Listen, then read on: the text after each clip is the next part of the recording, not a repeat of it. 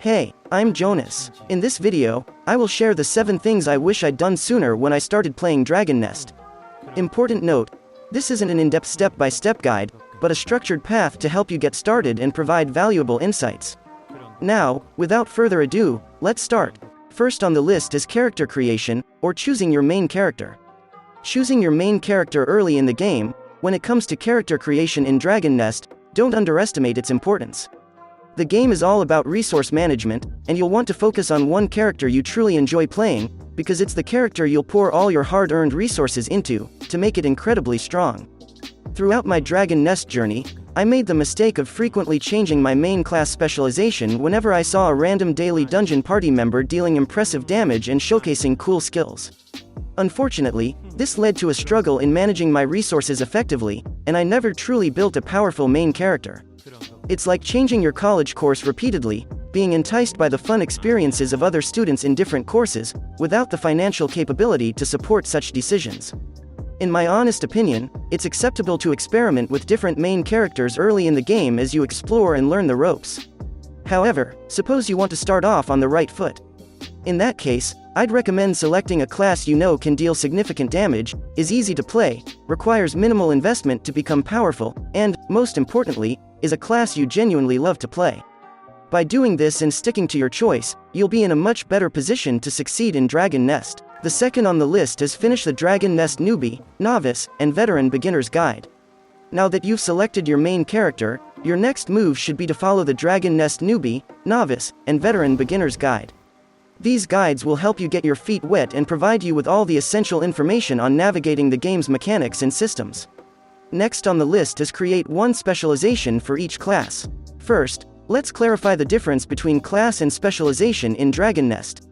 Your class is like your general character types, such as warrior, archer, cleric, and etc. At the same time, your specialization is a more focused version of that class. For example, Moonlord and Barbarian are both specializations of the warrior class. They may have different playstyles and use different weapons, but they belong to the same class specification, which is the warrior class. Currently, there are 10 classes in the game: warrior, archer, sorceress, cleric, academic, Kali, assassin, Lancia, Machina, and Vander. Each class has several branching specializations to choose from. My advice is to create one specialization for each class, resulting in a total of 10 characters, including your main character's specialization of your choice. Now, let's discuss why having one specialization for each class is essential. There are 3 key reasons: fatigue, achievements, and the weekly Legendia torch pouch. First, let's talk about fatigue, or FTG for short. It's a time-gated energy system in Dragon Nest used when entering dungeons for daily tasks or Lucky Zone dungeons. Every day, your characters receive 6,000 FTG, and once depleted, it replenishes to the full amount the next day. Entering a dungeon requires 1,500 FTG, so you can run a dungeon 4 times a day with one character. However, 4 runs using one character aren't enough to make significant progress. That's why it's recommended to create sub-characters, which don't need to be as well geared as your main character. Sub-characters extend your gameplay when your main character's FTG is depleted. You can use them for Lucky Zone dungeon farming, collecting sellable resources, transferable materials, and gold.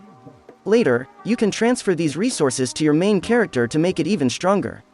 Besides extending your gameplay, the next reason to have one specialization per class is the class-based achievements in-game. Completing these achievements on a specific class will reward you with a title achievement unique to that class. These achievements grant you titles with collected title stats. When you obtain a title with collected title stats, those stats apply to all your max-level characters on your account. For example, completing the Sunset Training Ground clear achievements from Labyrinth 15 to 20 gives titles with collected title stats of flat attack power. Upon completing this achievement series for all 10 classes, you could accumulate a total of 2,100,000 attack power in your collected title stats. Lastly, having one specialization per class is crucial for the weekly Sunset Training Ground for Legendia torches. Legendia torches serves as entry tickets to farm guide stars, which you need to craft and enhance end-of-dream weapons. These weapons are essential for late and end-game content, so if you plan to play the game long-term and reach the end-game content, creating one specialization for each character, doing the weekly Sunset Training Ground, and collecting Legendia torches to farm guide stars is highly recommended. Keep in mind that the Sunset Training Ground weekly task resets every Saturday, and each time, you'll need to clear it using a different class. For example, during this recording, I need to clear Sunset Training Ground at Labyrinth 19 using Sorceress, Cleric, and Vander class. Next on the list is Find Learning Resources, Patch Notes, Event Guides and YouTube video tutorials. Keeping up with the game's updates is crucial. Be sure to regularly check the patch notes and event guides for text and image-based instructions on the latest content. Additionally, there are plenty of YouTube video tutorials available that cover both current and past content, providing valuable insights and strategies. Additionally, I recommend following specific content creators who provide valuable insights into the game. For future update news, you can watch Speakoli on YouTube. For current event guides, I highly recommend Strawbuoy's YouTube channel. And if you're interested in PvP content, Lightzell offers PvP videos on their YouTube channel.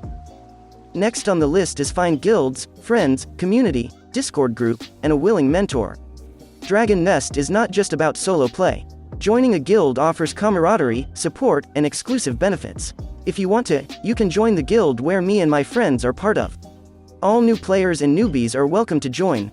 The only requirement is to be an active member and player. To join our guild, press G on your keyboard, search for HeyImJonas in the guild search bar, and click the Apply to Join button to request joining.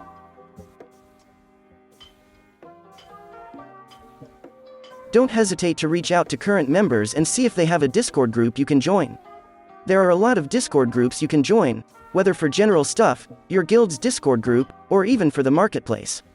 If you want to join some of these Discord groups, I will put the links in the pinned comment and video description below. Building a close circle of friends makes the journey of growing stronger together even more rewarding. There's a saying, if you want to go fast, go alone. If you want to go far, go together. Before, I was a solo player and was so focused on getting strong that I didn't have time to socialize and talk to people in-game. Yes, the progression might be fast, but the journey just to get there is lonely. Having no one to share or brag about my achievements with was quite sad. So, I decided to join a guild and talk to random people in-game, be it a party member, guild member, or new players who were confused. I started watching Dragon Nest streamers, and participating in late-night Discord calls with my in-game friends, where we talked about in-game content, asked for tips, and sometimes even discussed life. I would say that doing all of this made the journey even more exciting, alive, and enjoyable. Next on the list is, Shoot First, Ask Later.